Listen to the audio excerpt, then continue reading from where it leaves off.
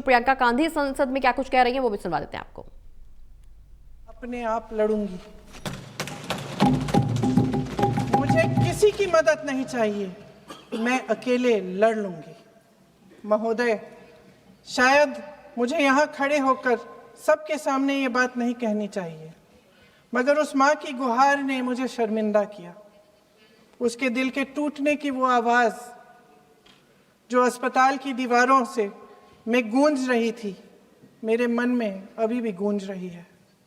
इसलिए उस माँ की इजाज़त लिए बिना मैं आपके द्वारा आदरणीय प्रधानमंत्री महोदय जी और आदरणीय गृह मंत्री महोदय जी से पूछना चाहती हूँ कि क्या ज़रूरत थी एक मासूम बच्ची पर इस तरह दमन करने की? क्या ज़रूरत थी उन छात्रों पर आंसू गैस चलवाने की, उन पर लाठियां बरसाने की, उन पर वाटर कैनन्स चलवाने की? क्या ज़रूरत थी उन नौजवान लड़कियों को जलील करते हुए उनके कपड़े फाड़ने की, उनको बेरहमी से गंदी तरह पिटवाने की? देश के युवाओं पर पैलेट गन्स और AK-47 चलवाने की क्या आवश्यकता थी? क्या वे आतंकवादी थे? क्या आतंकवादी हैं? टेररिस्ट हैं? हाँ, कांग्रेस बोल रही है। हाँ, कांग्रेस बोल रही है। जवाब दीजिए, जवाब दीजिए। कांग्रेस बोल रही है, जवाब मांग रही है, जवाब दीजिए।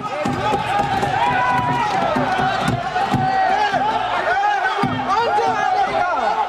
कौन जवाब देगा? गृह मंत्री जी जवाब देंगे। किसने ऑर्डर दिया?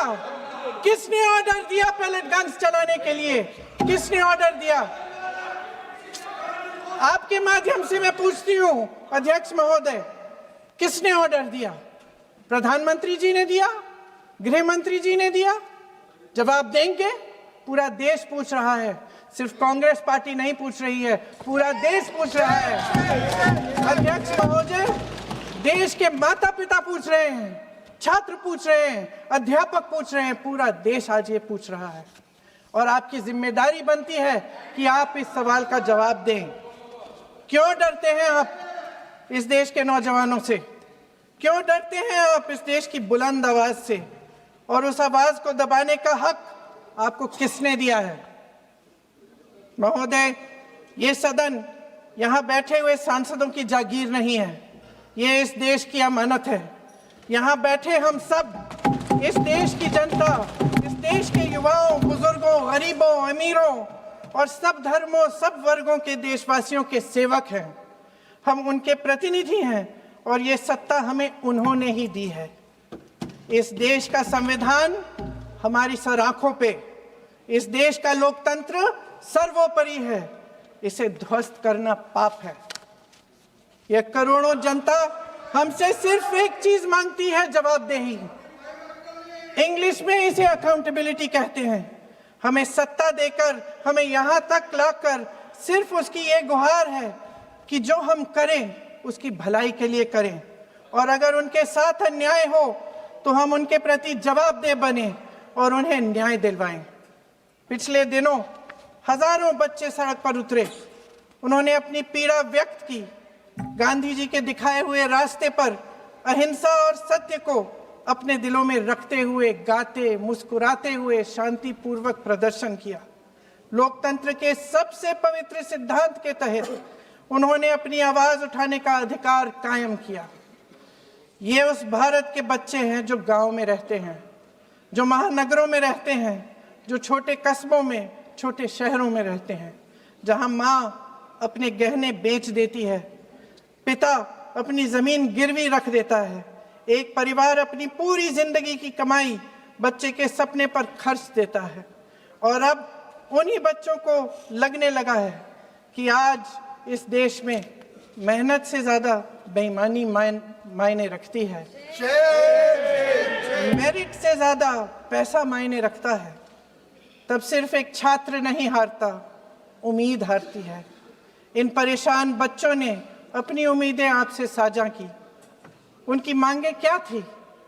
कि पेपर लीक करके उनके साथ जो बार बार अन्याय किया जा रहा है उस पर कार्रवाई की जाए, कि जो सिस्टम उनके भविष्य को कुचल रहा है उसे सुधारा जाए, कि जो माफिया उन्हें घेरे हुए है उसे हटाया जाए, कि जिस मंत्री के कार्यकाल में यह सब हुआ वह इस्तीफा दे, कि उन पर बर्बरता करने वालों पर कार्रवाई की जाए और उसके लिए माफी मांगी जाए।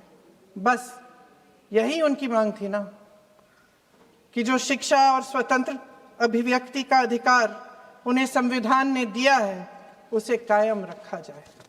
महोदय, हमारे एजुकेशन सिस्टम में कुछ समय से बहुत खामियां भर चुकी हैं।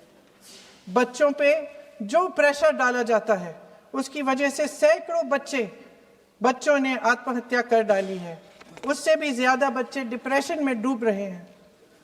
परिवारों पर बच्चों को पढ़ाने लिखाने के लिए घूस, capitation fees, tuition fees, coaching fees आदि के घिनौने दबाव हैं। लोन लेने पड़ते हैं, सामान बेचना पड़ता है और उसके बावजूद कोई गारंटी नहीं कि उनके बच्चों के भविष्य मजबूत बन पाएंगे, क्योंकि बेरोजगारी चरम पे है। इस सरकार ने रोजगार पैदा करने वाले सभी सेक्टर्स को लगातार कमजोर किया। एग्जामिनेशन सिस्टम खुद फेल हो गया है। पिछले दशक में 152 पेपर लीक हुए, 750 करोड़ छात्र प्रभावित हुए, मगर एक भी दोषी, एक भी माफिया को सजा नहीं।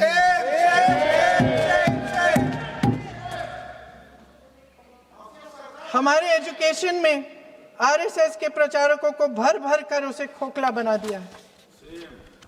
जबरदस्ती एनटीए बनवाकर सिस्टम का केंद्रीकरण करके उसे और भी उलझा दिया। देश के कुल बजट में, हाँ जी जबरदस्ती, आपने अभी अभी सुना तमिलनाडु के हमारे साथी क्या कह रहे थे। देश के कुल बजट में एजुकेशन बजट की हिस्सेदारी हर साल बढ़ाने की बजाय घटती जा रही है। 1.4 लाख करोड़ रुपया का पूरा बजट एजुकेशन बजट है और 1.32 लाख करोड़ सिर्फ नीट देने वाले 22 लाख बच्चों के परिवारों से हर साल खींचा जाता है। एक और शर्मनाक आंकड़ा भी है। 1.4 लाख करोड़ रुपया हमारा पूरा एजुकेशन बजट और 16 लाख करोड़ रुपए जो मौजूदा सरकार ने बड़े उद्योगपतियों के लोन माफ किए हैं। सोचिए कि इस सरकार की प्राथमिकताएं क्या है। सच ये है अध्यक्ष महोदय कि जिस तरह अस्पताल में उस छात्रा की मां का विश्वास पूरे सिस्टम से हट गया है, उसी तरह देश के युवाओं का भरोसा इस पूरे सिस्टम से टूट चुका है। और जब इस तरह देश के भविष्य, हमारे युवा निराश होकर सरकार और सिस्टम से अपना भरोसा हटा देते हैं, तो उस भरोसे को फिर से बनाने के लिए सिस्टम के अंदर से जवाब नहीं ढूंढा जा सकता।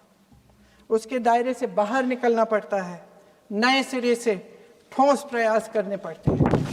अफसोस की बात यह है अध्यक्ष महोदय कि इतना हो जाने के बाद भी आदरणीय प्रधानमंत्री महोदय जी और उनके साथी इस सच्चाई को समझ नहीं पा रहे हैं। वे अभी भी ये सोच रहे हैं कि पीआर, नैरेटिव चेंज और पालतू मीडिया के सहारे एक बार फिर उनकी नैया पार हो जाएगी। परसों शिक्षा मंत्री जी ने शर्मनाक परिस्थितियों में अपना इस्तीफा दिया और कल यहीं मकर द्वार पर मेरे सत्ता पक्ष के सांसदों ने जिंदाबाद के नारे चिल्लाते हुए उनका संसद में ऐसे स्वागत किया जैसे मानो कोई सुपरस्टार पहुंच गए हैं।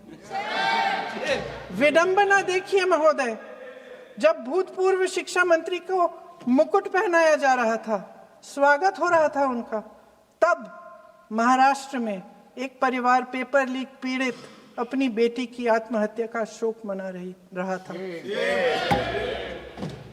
आपकी सरकार ने देश के करोड़ों छात्रों को क्या संदेश दिया? आपको किस बात का गौरव है, किस बात का अभिमान है? ये कौन सा अहंकार है? जहां आंखों में शर्म होनी चाहिए वहां बेशर्मी और स्वागत के नगाड़े बजाए रह रहे हैं। एक तरफ मातम है, दुख है, यहाँ फूल माला डाल रहे हैं। कोई आप पर कैसे यकीन करे? प्रधानमंत्री महोदय जी ने नया शिक्षा मंत्री चुना, एक ऐसे व्यक्ति को इस पद पर आसीन किया जिसने एक गर्भवती महिला के बलात्कारियों की रिहाई पर अपनी सहमति व्यक्त की, खुशी जताई। देश की करोड़ों लड़कियों को प्रधानमंत्री जी ने इससे क्या संदेश दिया? सर, अखबारों में है। अखबार में नहीं, मेरा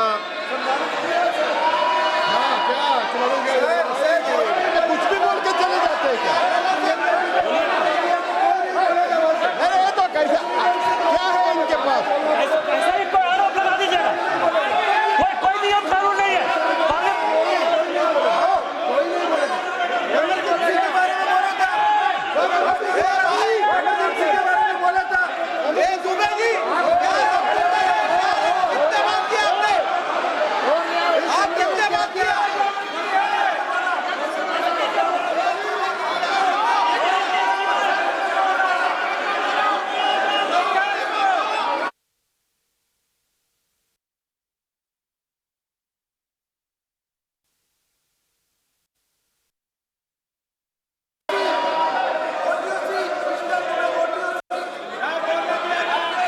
अध्यक्ष महोदय जी, जो श्रीमती प्रियंका वाड्रा गांधी जी बोल रही थी, तो बीच में उनके वहाँ से भी टोका टोकी पहले भी हुए, हमारे यहाँ से भी हुए थे। अभी हम लोग तो शांति से सुन रहे हैं, लेकिन जो अभी अभी हमारे वर्तमान नए शिक्षा मंत्री को जो उन्होंने टिप्पणी की, कैरेक्टर असैसिनेशन है एक तरीके से संसद में, और इस तरीके के भाषा हम उम्मीद नहीं करते हैं। मैं इसमें प्रहलाद जोशी जी ने भी खुद कहा है, एक तो उन्होंने प्रियंका जी ने जो गलत बात कही है रिकॉर्ड पे, उसको रिकॉर्ड से हटा दिया जाए। दूसरा इस तरह का भाषा का इस्तेमाल ना करें। आपने डिबेट से पहले आपने अपील किया कि संसद में डिबेट का स्तर को नहीं गिराने चाहिए। उनके पार्टी के वो सीनियर लीडर है, वो पहली बार चुन के आए हैं, मगर उनके पार्टी में सीनियर है। जिम्मेदारी के साथ बोलना चाहिए। अगर पूरा ऑथेंटिकेट नहीं कर सकते हैं तो मैं ये मानता हूं कि उनको क्षमा मांगना चाहिए सदन से।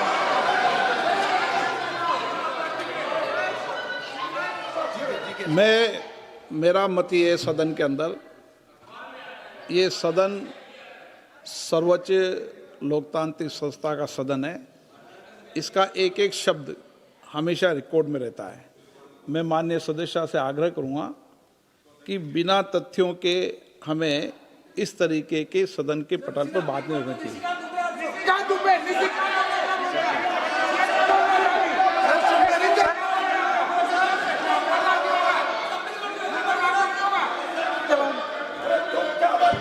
ये तो डिलीट कर दिया, लेकिन आगे भी वो भी डिलीट करा सर।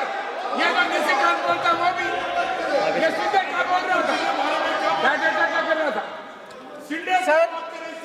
सर जो प्रहलाद जोशी जी ने बिल्किस बानो के बलात्कारियों की रिहाई पर जो बयान दिए, उसका प्रमाण मैं आपको दे दूंगी, मैं भेज दूंगी।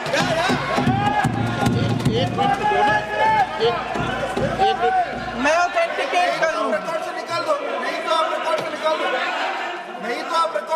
स्पीकर का डायरेक्शन 115, उनको पहले ऑथेंटिकेट करने के लिए सर, ऑथेंटिकेट करेंगे उसके बाद वो आगे बढ़ेंगे। ऐसे नहीं होगा, पहले ऑथेंटिकेट करने दो सर। उनको ऑथेंटिकेट करने के लिए कहिए, ऑथेंटिकेट करने कहिए उनको। एक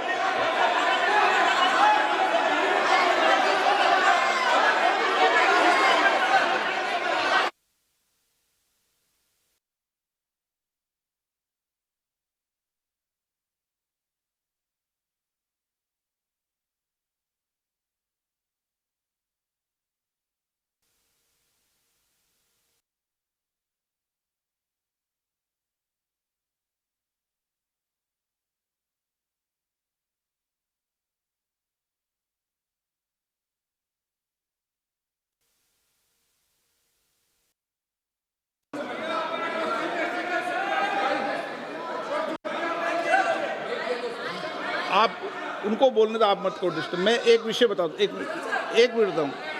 नियम 353 के अंदर फिर मैं एक बार स्पष्ट कर दूं, किसी भी सदस्य द्वारा किसी भी व्यक्ति के विरुद्ध मानहानि या अभियोगात्मक प्रकृति का कोई आरोप नहीं लगाया जाएगा जब तक कि सदस्य ने अध्यक्ष और संबंधित मंत्री को पर्याप्त अग्रिम सूचना नहीं दे दी हो।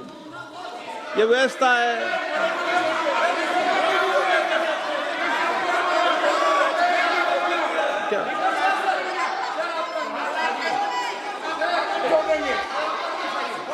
House, ma'am.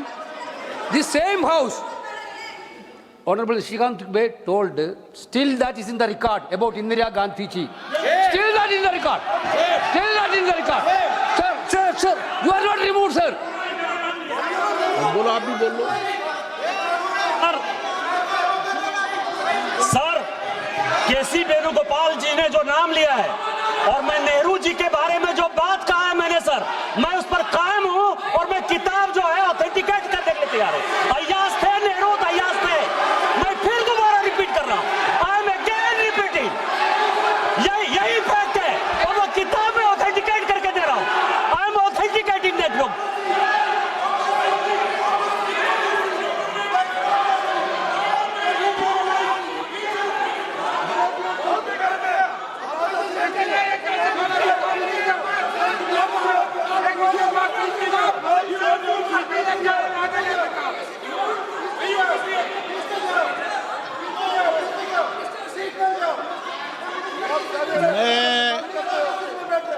मैं जब आसन पर होता हूं, जो मैं व्यवस्था देता हूं, चाहे सत्ता पक्ष हो या प्रतिपक्ष हो, मैं समान व्यवस्था देता हूं।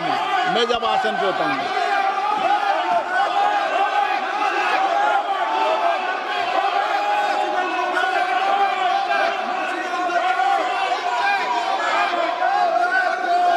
प्लीज बोलने दो। आप उनको बोलने दें, उनको बोलने दें। नो, अरे आप उनको नहीं बोलने देना चाहते? चलिए चलिए। 114 प्लीज चाहिए। सर प्रियंका जी को ऑथेंटिक करना चाहिए, ऑथेंटिकेट करना चाहिए। और जो मिस इन्फॉर्मेशन कर रहे हैं, नहीं तो मिस इन्फॉर्मेशन के लिए कार्रवाई करना चाहिए। सर ये क्या कुछ भी बोल के चल सकता है क्या? और procedure for the minister the correcting the mistake 114 में अगर वो आपने जो रूल का जिक्र किया 353 में, मुझे कोई नोटिस नहीं दिया है, मैं इधर प्रेजेंट हूँ और मैंने ऐसे कैसे बिना ऑथेंटिकेशन बोल सकते, मुझे बिना नोटिस दिए हुए। इसलिए मैं इसको खंडन करता हूं और उसको एक्सपेल करना चाहिए और उनको माफी मांगना चाहिए।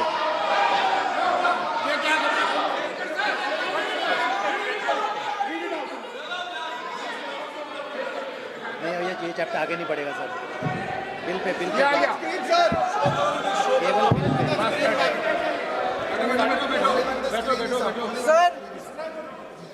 Sir here is a newspaper माननीय आर्टिकल। सदस्य, सर अरे आप पूरा बुक ले गए, आपने बुक ले गया सकता है।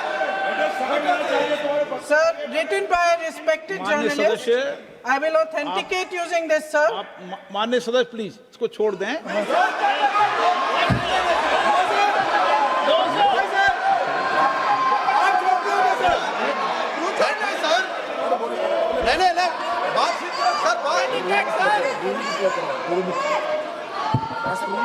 सर आकाश जोशी जी अपने बयान का इस खंडन कर विधेयक रहे पर ही हैं क्या? चर्चा होगी।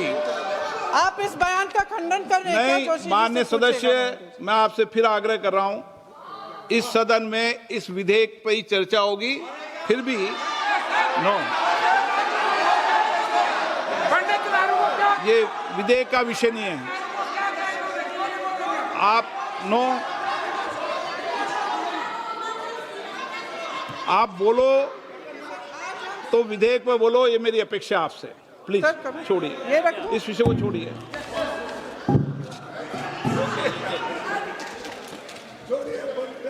आज हम सदन पटल पर एक ऐसे विधेयक में संशोधन पर डिबेट कर रहे हैं जो 2024 में पारित हो चुका था। और इसमें मुख्य संशोधन यही है कि पेपर लीक के अन्य अपराधों के लिए सजा बढ़ाई जाएगी।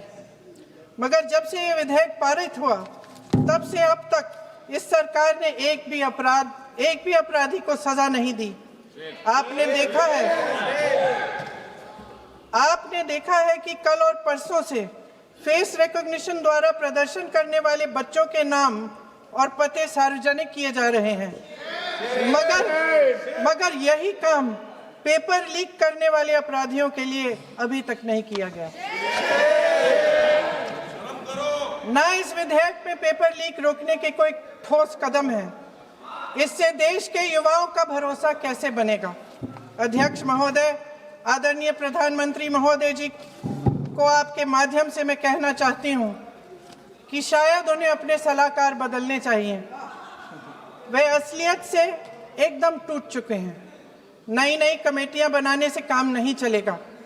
उनका अध्यक्ष चाहे कोई भी हो। राधा कृष्ण कमेटी भी व्यवस्था में सुधार लाने के लिए बनी थी। आज तक उसकी एक सिफारिश लागू नहीं हुई है। और इस नई कमेटी में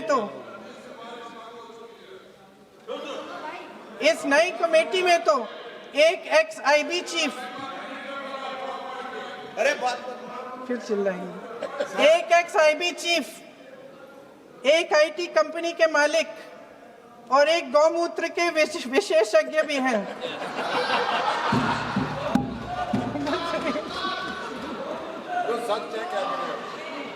इन्हें शिक्षा के बारे में क्या पता जी? सच है। आप आज मेरे से नाराज हो रहे हैं। बस मुस्कुरा लीजिए। वो आपने भी चुनाव लड़ा।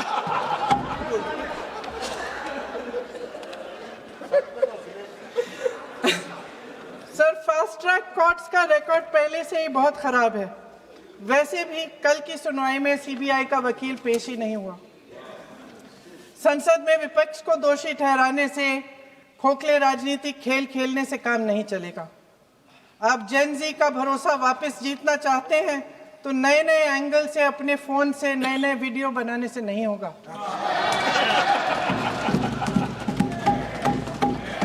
प्रधानमंत्री जी को कैमरे का एंगल नहीं, दिल का एंगल बदलना पड़ेगा।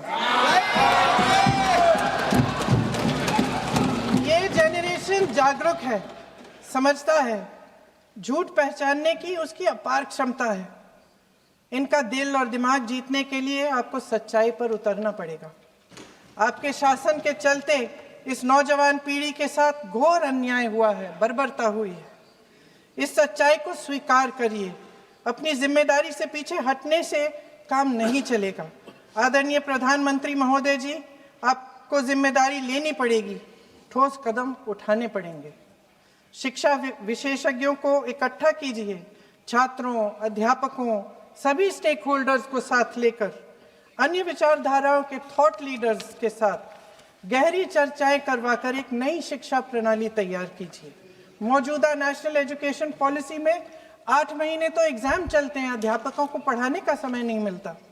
सिर्फ आरएसएस के लोगों से भरने की बजाय सिस्टम को शिक्षित, एजुकेटेड, उन्नत और उदार दृष्टिकोण के लोगों से भी भरिए, जिनकी योग्यता सिर्फ उनकी विचारधारा न हो। रोजगार पैदा करने के सख्त कदम उठाइए, इस पर फोकस करिए। मेडिकल कॉलेजेस की संख्या बढ़ाइए, चिकित्सा शिक्षा का विस्तार कीजिए, ताकि ये बच्चे जो मेहनत कर के भी अपने भविष्य नहीं बना पा रहे हैं, एक उज्जवल भविष्य का सपना देख पाए। अध्यक्ष महोदय, छात्रों को सड़क से हटाया जा सकता है, लेकिन उनके सवालों को नहीं। हर लाठी जो किसी लड़की पर, किसी लड़के पर चली है, वे बच्चों की पीठ से ज्यादा सरकार की साख पर पड़ी है। देश के नौजवान न्याय मांग रहे हैं, भीख नहीं। वे यहाँ सरकार गिराने नहीं, अपना भरोसा बचाने के लिए आए थे। अध्यक्ष महोदय, आपके माध्यम से मैं सरकार को कहना चाहती हूँ, अपनी साख बचाइए, अपनी नीयत ठीक करिए, अपनी अकड़ का इलाज कीजिए, अपने वादों पर अमल कीजिए। आपके शासन में हमने बड़ी बड़ी चोरियां देखी हैं। चुनाव में वोटों की चोरी, राम मंदिर में चंदा की चोरी, आपके उद्योगपति मित्रों द्वारा देश की संपत्ति की चोरी, किसानों की जमीन की चोरी, लेकिन सबसे बड़ी चोरी, हाँ ठीक है, सबसे बड़ी चोरी तब हुई, कहिए बोलिए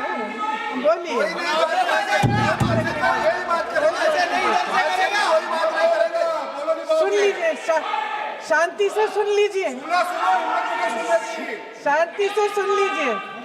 आपको मौका मिलेगा, आप जितनी भी चोरियों की बात करना चाहते हैं आप कर लीजिए, अभी मेरा समय है। सबसे बड़ी चोरी तब हुई जब देश के नौजवानों के भविष्य, उनके सपने चुराए गए। भविष्य की चोरी, सपने की चोरी किसी भी चोरी से कहीं बड़ी होती है महोदय। अगर देश का युवा निराश हो जाए, अगर देश का युवा निराश हो गया, उसकी उम्मीद टूट गई, तो सबसे बड़ी हार भारत की हार होगी। और हम कांग्रेस और विपक्ष के लोग जान दे देंगे, मगर भारत की हार नहीं होने देंगे। जय हिंद। सर अब तो मुस्कुरा लीजिए, भाषण खत्म।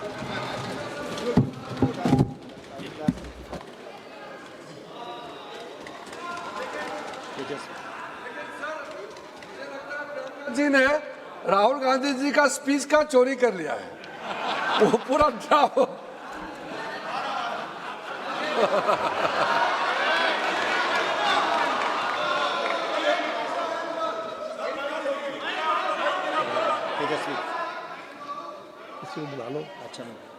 तेजस्वी सूर्या। धन्यवाद स्पीकर सर। एक बहुत महत्वपूर्ण और संवेदनशील विषय पे बोलने के लिए आप मुझे मौका दिए हैं।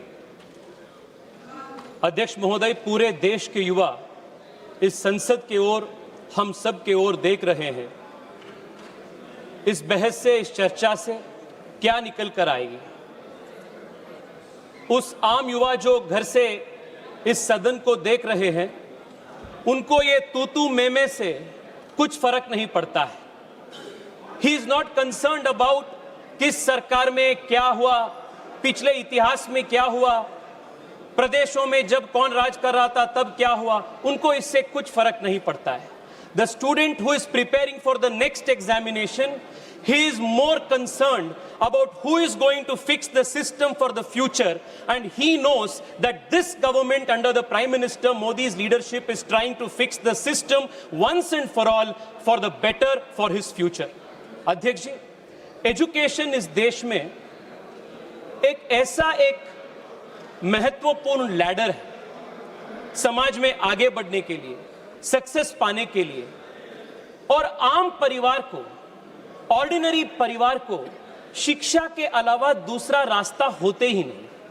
बाकी जो परिवार होते हैं, अमीर परिवार से आते हैं बच्चे, उनको कई सारे रास्ता होते हैं। पापा के बिजनेस होता है, उनको लाइफ में ऑप्शन बी, ऑप्शन सी कई सारे होता है। जो आम परिवार से जो बच्चे होते हैं, उनको ऑप्शन बी, ऑप्शन सी नहीं होते अध्यक्ष जी। उनको एग्जाम पे तैयारी करना पड़ता है, शिक्षा के माध्यम से ही उनको जीवन में आगे जाना पड़ता है। और शिक्षा और एग्जामिनेशन एकमात्र ऐसा व्यवस्था है देश में जहां आपके सरनेम ना पूछा जाता है, जहां आपके परिवार का पर कैपिटा इनकम ना पूछा जाता है, आपके कास्ट, आपके बैकग्राउंड, आपके फाइनेंशियल बैकग्राउंड कुछ पूछा नहीं जाता है। सिर्फ और सिर्फ आपका मेहनत के आधार पर आपको वहां एक अपॉर्चुनिटी मिलता है।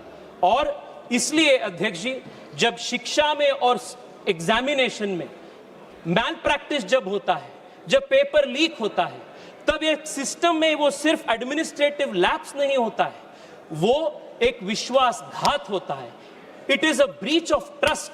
और इसलिए जब नीट की जो लीक हुआ, माननीय प्रधानमंत्री जी ने कहा, he said that this is a crime, ये पाप है, और तुरंत सरकार ने शॉर्ट टर्म में, लॉन्ग टर्म में इसको सुधार करने के लिए प्रयास किए हैं। What did we do right after the examination paper leak? Immediately we took 3 steps. First to ensure justice, cases दर्ज हो गया, सीबीआई जांच हुई, पूरे देश में इसके ऊपर जो किए थे उनका अरेस्ट हुआ। This was to ensure justice. Second, reNEET हमने की and we did it in a record time, ताकि बच्चों का एक पूरा एकेडमिक साल खराब ना हो। ReNEET was conducted. This was the primary responsibility of the government and we delivered on that. Second and third and most important, अध्यक्ष जी, was bringing in reforms to strengthen the NTA and make sure that the next NEET, whenever it happens, will not fail the students. प्रधानमंत्री जी इसलिए दो बड़े कदम उठाए। One, we have declared that the next examination will be a computer-based examination on the basis of how IIT JEE exams take place. A very big examinations reform. Second, the Prime Minister has also set up a high-powered committee to make various reforms, recommendations in the whole of the examination apparatus, from setting the question papers to the examination center, and these all will be carried out in good faith. Third and the most important reform is also strengthening this law that we are discussing today. अध्यक्ष जी, प्रियंका जी अभी तक बहुत विस्तार में बात की. I want to ask her, in 2010, UPA government had introduced a similar bill, Prevention of Malpractices Bill. To take your seat. Why did you not pass the bill? Why did that bill fail? Just take your seat. If at all you were so concerned about the future of young people, in 2010 you should have passed this bill so that the last 30 years these paper leaks would not have taken place. Adhyaksh ji, in 75 years of India's independent history, कई सारी papers leak हो चुके हैं. मैं जब इस भाषण के लिए तैयारी कर रहा था, हजारों papers. In the last 20 years, more than 200 paper leaks have taken place. केंद्र स्तर सरकार के स्तर पे, प्रदेश सरकार के स्तर पे. I can give you a full list when who was in power. But is that going to solve the problem? The student does not need politics. He does not want solution. He does not want slogans. He wants solution. And this bill that Prime Minister Modi is bringing today is the solution. It is 30 years late, but for the first time in the country's history, 70 years के बाद एक special कानून examination के बारे में पारित हो रहा है. All of these whiles, Priyanka ji asked a question. Why has there been no conviction? Priyanka ji, मैं आपको बताना चाहता हूं. कन्विक्शंस इसलिए नहीं होता था क्योंकि एक स्पेशल कानून इसके लिए नहीं था. आप 2010 में इसको इंट्रोड्यूस किए थे, पास नहीं किए थे. हम इस बार इसको पास कर रहे हैं. This is the reason. 70 years में, in 70 years of the country's history, this is the first time a special law to criminalize was passed in 24 and is being strengthened now in 26. Adhyaksh ji, but I want to take this debate further. I want to broaden the scope of this debate. आज जब चर्चा हो रही थी, कई सारे सुझाव आए शिक्षा के संबंध में, एग्जामिनेशन के संबंध में. I want to ask myself a question that many students ask every day. Why is our education system like this today? Exam system जो ब्रोकन हो चुका है, एग्जाम सिस्टम में जो फॉल्ट्स है, this is only a symptom. The real problem is with the education system. Gen Z के language में अगर बोलना है अध्यक्ष ji, fixing the exam system is only fixing the bug. Fixing the education system is actually fixing the source code. And fixing the source code is root and branch reform of our education system. How is our education system today? 16-17 years के जो बच्चे होते हैं देख जी, what do they face? एक बार उसके ऊपर चर्चा करना जरूरी है. अध्यक्ष जी, जो नीट की तैयारी होता है ना, वो सिर्फ 2 साल से नहीं होता है. 7th 8th स्टैंडर्ड से शुरू होता है इसका तैयारी. रोज घर पे बोला जाता है 10वीं कक्षा में लाइफ का टर्निंग पॉइंट है. प्रेशर कुकर में शुरू होता है बच्चे. 11th 12th में हर दिन गांव-गांव से जो बच्चे जाते हैं कोचिंग हब्स में, कोचिंग सिटीज में, कोटा हो, पुणे हो, छोटे एक डॉर्मेट्री या हॉस्टल में छोटे रूम बनवाते हैं, 2 साल वहां 3 साल वहां वो रहते हैं, और क्या पढ़ाया जाता है उनको? No creative thinking, no first principles thinking, no problem solving skills. सिर्फ रट करना होता है सुबह से रात तक, सुबह से रात तक। सुबह 4 बजे से शुरू होते रात 10-11 बजे तक, ना खेल ना दोस्ती।